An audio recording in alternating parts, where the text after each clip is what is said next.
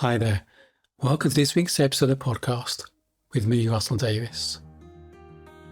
This week, we're looking at a model of communication that I think is so profound and simple, but it helps smooth communication to move towards connection rather than standing on some of the landmines we weren't even aware are there that suddenly blow up the communication to be conflict, and we don't know how to get there.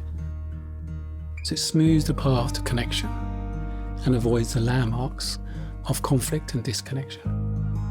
So let's dive in and explore this simple but profound communication model.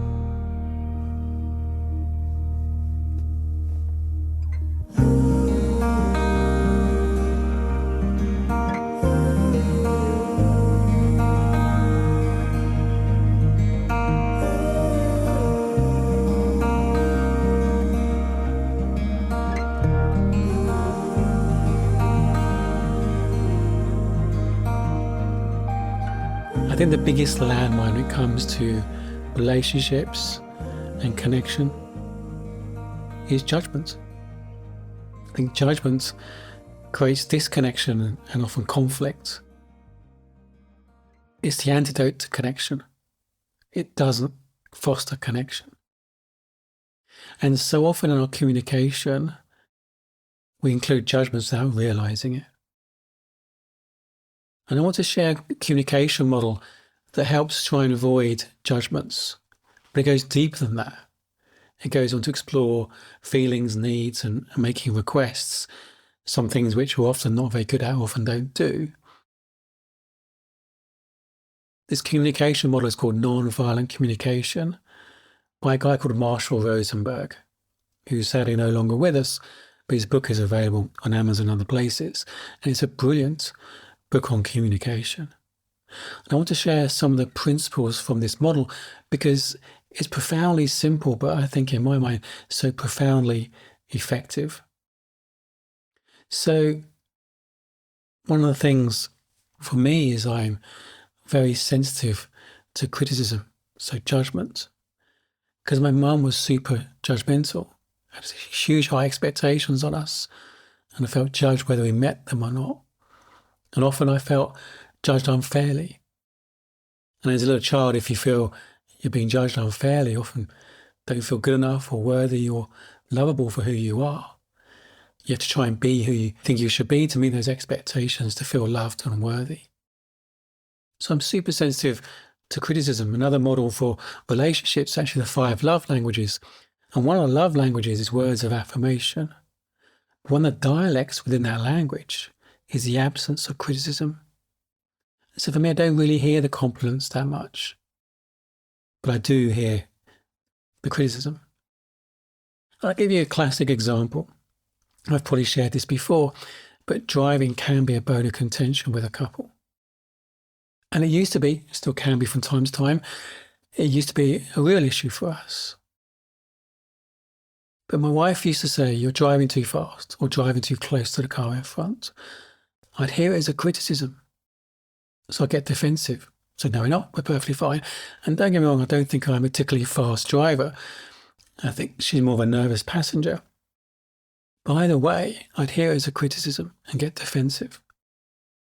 She caught on to this stuff quicker than me and started to say, "I feel scared." So no judgment. I feel scared. But I started judging her feeling as unnecessary because I didn't think we were any danger. It wasn't so I began to let go of my judgments, my thinking about that stuff, my thinking about whether her feeling is necessary or not. But that was her experience. We live an experience of our thinking in the moment. That becomes our reality. That was her reality. Me telling her it's bad or wrong is not going to change it. When I let go of my thinking about her experience, I found myself slowing down automatically. And the more I did that, the more she trusted if she shared she was scared, I would respond positively, the more she just trusted my driving generally. And the key to that was letting go of the judgment. So let's take each step in turn. There are 4 steps to this process, this model. And the first is to start with an observation. And making sure it's an observation rather than a judgment. So, for example, my son often leaves dirty dishes in the kitchen, on the counter, above the dishwasher. For some reason, he's incapable of opening the door and putting them in the dishwasher. I could get very frustrated about that and say, you always leave the dishes above the dishwasher. You never put it in the dishwasher. That's a judgment. Is that true? If he thinks it's not true, he might get defensive. If I share an observation, when I see your dirty dishes on the counter, not in the dishwasher, that's just an observation. It's what I see. No judgment. Pure observation, no judgment. So it's starting with an observation rather than a judgment. When I see your dirty towels in the bathroom and not in the tumble dryer or hanging up. Pure observation. So starting with an observation. If someone annoys you, something they do annoys you or bothers you, or you think it's not the right way of doing it, or it's just to start an observation. When I see you do this, or when I heard you say this, when we had that conversation, it's just an observation. It could be when I think about X, when I think about what you said last night.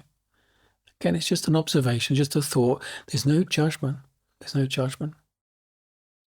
One is starting observation. The second step is owning the feeling. So when I see the dirty dishes on the counter above the dishwasher, I feel. And it's making sure it starts with I feel. Not it makes me feel, you make me feel. Because the truth is, we live an experience of our thinking in the moment.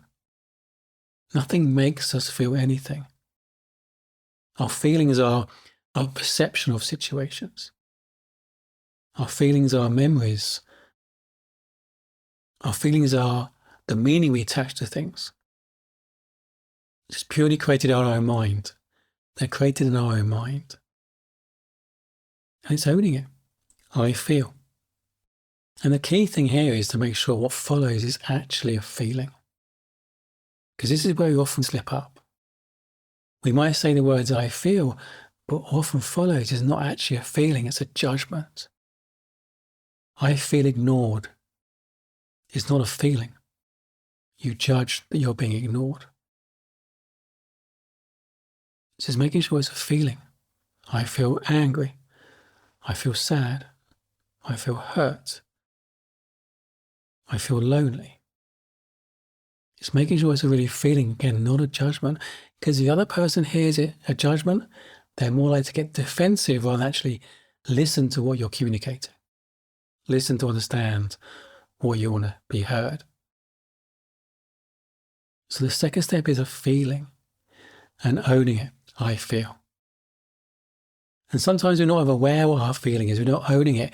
It comes out in our tone of voice, in our behavior. It leaks out maybe in unhelpful ways. So what I love about this process is not just it's a clean way of communicating. It helps us stop and check, well, what is the feeling? What am I feeling? It helps identify the feeling and own the feeling rather than leaking out maybe in unhelpful ways. The third step is a need. What's your need that's not being met behind that feeling? If you're feeling frustrated, what's the need that's not being met? And again, what I love about this is it has to stop and think, what's my need here? So the minor example of the dirty dishes in the kitchen, it could be a need that we're all pulling our weight to take care of the house. This is identifying the need. And the fourth step is, if appropriate or needed or applicable, is making a request. So the dish example may be, would it be possible to put your dirty dishes in the dishwasher? So in that example, one option may be a typical getting frustrated, getting angry, saying, you always leave your dirty dishes in the kitchen. Why can't you put them in the dishwasher? I'm fed up of seeing your dirty dishes. You always do that. You never pull your weight around here, and get frustrated and angry. Or if you follow this process, it would be, when I see your dirty dishes in the kitchen and not in the dishwasher, I feel frustrated Because I have a need to know we're all putting our weight around here. Would it be possible to put your dirty dishes in the dishwasher? Which one do you think is more likely to get a more positive response? So I think it's a really simple, profound steps, 4 steps: observation, feeling, need, and if applicable, a request. And I like the request bit because I'm really bad at identifying what I need, but also making requests. I judge that I shouldn't have to make a request. My wife should know what I need, or it's just this story is just a load of rubbish. I'm really bad at making requests. So I'm feeling a little bit down right now. Would it be possible to have a hug? I think part of me thinks I shouldn't have to ask, but that's crazy. My wife can't mind read where I'm at most of the time.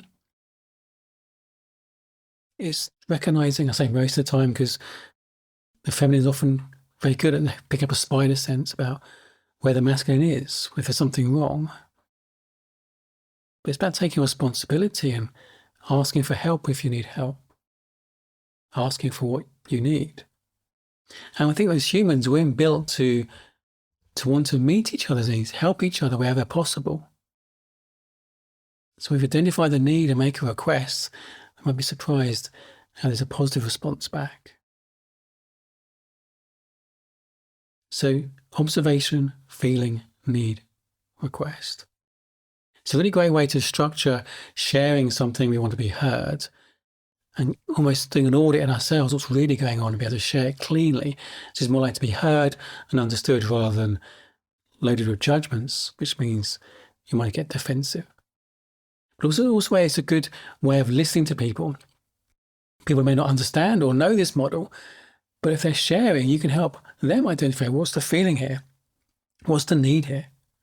It gives you the role to help tease out what those things are for them rather than taking their loaded, judgmental tone of voice personally.